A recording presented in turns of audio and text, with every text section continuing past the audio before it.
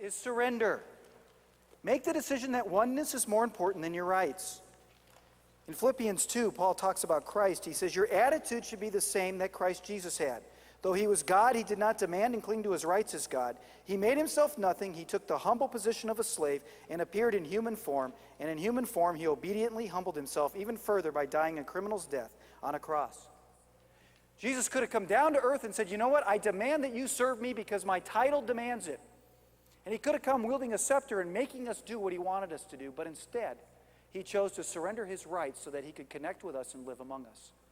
That's what surrender means in our relationships. We need to model our lives after Christ. So how is surrender communicated? Well, pursue wholeness with God and oneness with each other. In other words, as you get your relationship with God straight, you're able to surrender more and more to him. Then you're able to pursue oneness with your spouse because you're not holding on to those other demands and things that you want to work for yourself. Choose to set aside your own needs for the sake of your spouse's needs. When was the last time you set aside things that you thought should happen, and instead of doing everything your way, you decided to do it your spouse's way? Give up the demand that life goes exactly how you have to have it go. Has anybody tried to get life to go exactly the way we want it to go? Has it worked? I mean, I haven't met very many people who that's worked for, where every single thing lines up. Again, it's because we don't live in a perfect world, so we shouldn't expect it of one another. So here's some examples of ways you can communicate that. Even though I think we should do something else, I'll support you in your decision. Hey, I might not agree with you, but you know what? I support you. Let's go for it.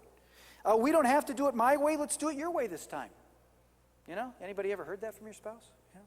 No, I can't remember. Well, it's a good idea. What can I do better to meet your need for, whatever it is? And then another way is, I don't understand, but I want to. Could you please help me so that I can support you? Again, it shows that I'm willing to surrender, that I want to engage in that with you. What communicates a demand that things go my way?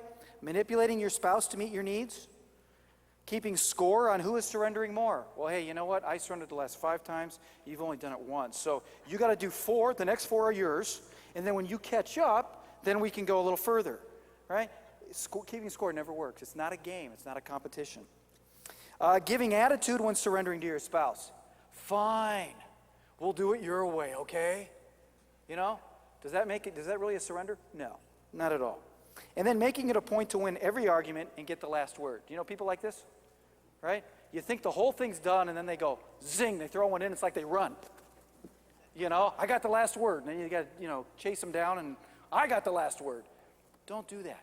That doesn't help your relationship. It leads you entirely in the wrong direction.